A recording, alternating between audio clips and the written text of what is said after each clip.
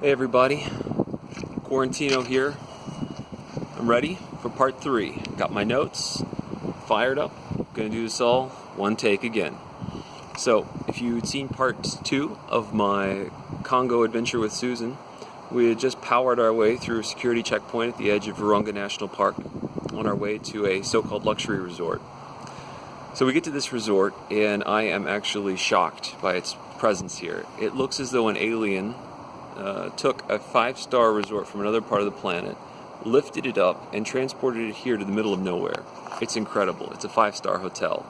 We had a whole villa to ourselves. Amazing. It's also completely empty, which is probably understandable considering we're in a war zone. In fact, outside of Susan and I, the only guests at the place are a National Geographic photographer who's doing a story on the area, and we are joined for dinner by the chief warden of the park, who the locals would subsequently try to kill, which is a whole nother story. But we're having dinner, very nice dinner, and Susan says to the warden something about how there are no dogs, no stray dogs running around, which is different from every other poor place we've ever been to. We've been to a few. So I'm thinking to myself as she says this, this is a really poor area. There's been a lot of fighting. There's probably not a lot of agriculture and food. I wonder if all the people here ate No, not possible. I look at the game warden. We make eye contact, and the guy looks at me, and he gives Susan some BS story, but he communicates to me through a single glance that yes, the locals did eat all the dogs. So it gives you some idea of the area and how crazy it is. So we spend the night, and the next day we make it to our gorilla trek. I don't want to get too off on a tangent because this is mostly a funny, crazy story and not a travel log. But if you ever get a chance to go to Virunga Park and you have the opportunity to, I would strongly recommend it. It's very off the beaten path, and spending time with wild mountain gorillas is something you'll never do, I guarantee it, anywhere else in the world. So, as we're heading back, we're in the same military transport being driven by one of the park soldiers who's also armed. And we have to pass through a village on the outside of the park, and it's a stark contrast. The park is well run, the employees are paid a good salary, there's a functional economy there, and outside it's just literally mud huts. Well, we break down in this village full of mud huts, and as the soldier and I try to fix the car, Susan takes our bag and goes to look for some kids. In preparation for our trip to the Congo, we brought a bunch of candy with us, including Pop Rocks, which we figured the locals had never had. If you've never had Pop Rocks, they're the carbonated candy that sort of fizzes in your mouth. We figured it'd freak some kids out and they'd like it. So Susan finds some kids and talks to them in French and starts giving them some candy. And this turned out to be a little bit of a mistake because the Congolese have, at least right there, a very strong drive to get free stuff. So word gets out real fast that there's an American giving out free stuff. Doesn't matter what it is. Every man, woman, and child within 200 yards rushes towards her. And Susan cries out for help. And I see there's literally 200 people pressed in around her, kind of crushing her. All of them with their hands out, trying to get whatever it is she's doling out. So the soldier and I run over, and we throw some people out of the way, and we're able to extract her. And we get the vehicle fixed, and we roar away. And some of the people actually go so far as to run after us. So, it's harrowing. Well, the next stop on our tour of the park is the actual volcano, Nyiragongo. So it's an active volcano with an open caldera with the lava exposed and bubbling normally. And we booked this hike to the summit where we would spend the night on the edge of an exposed volcano. Another thing you can't get anywhere else in the world, I think. And we were under the impression that this was everything included trek, which in Africa apparently means nothing included. They literally gave us a bag of bread and dumped us at the base with a couple of guides and a few other people who were doing the hike up to the edge. We had about 2 liters of water, and after 8 miles of climbing volcanic scree, we were out of water when we reached the rim. It would have been really unpleasant, except there was a Korean TV crew on the same hike, which was filming a documentary. We were able to borrow some water from them.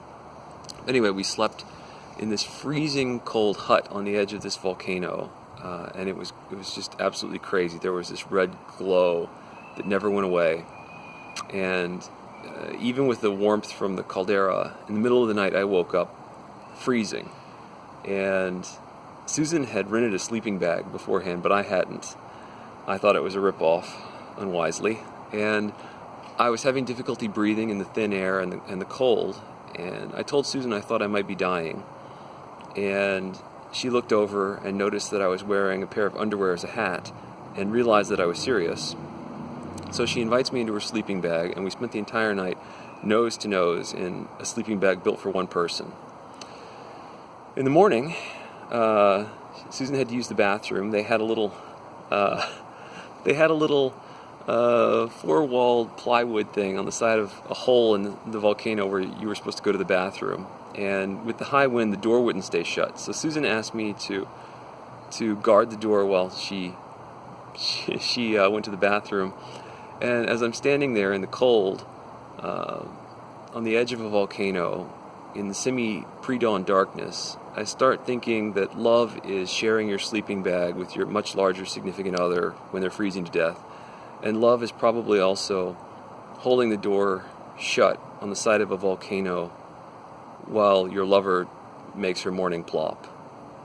That's love. That's love, people. Traveling is good for exposing what's really important.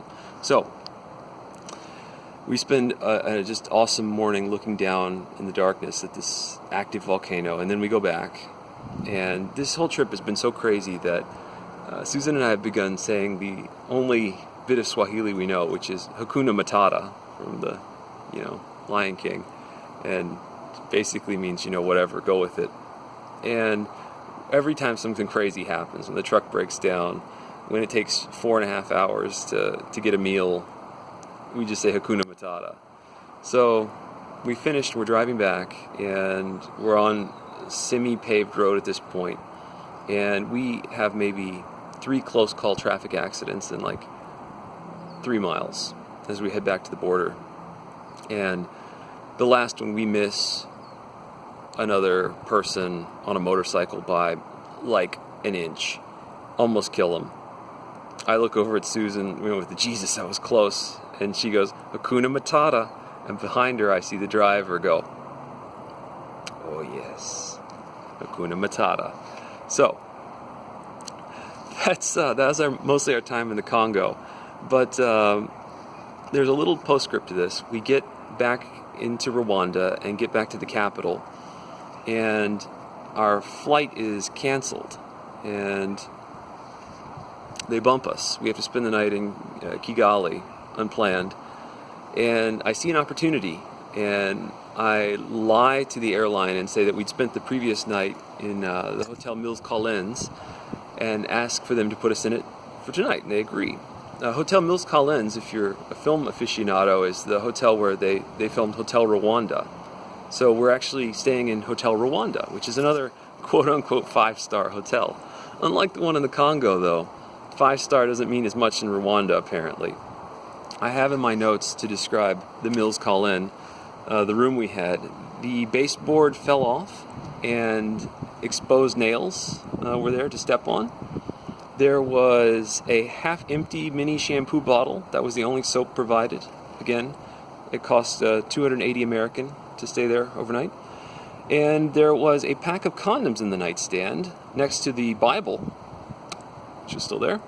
And it was not clear if the condoms were left by a previous guest or provided by the hotel, but the 6-pack of condoms only had 2 condoms left. So, interesting, Anyway, we wound up getting out of there the next morning, and as we drove to the airport, I realized that the Parliament of Rwanda, directly across the street from it, is a rim shop that does car stereo work, and there is Rwandan pop music blaring across the capital, which at an inescapable volume, which the lawmakers must always hear as they guide the country's future.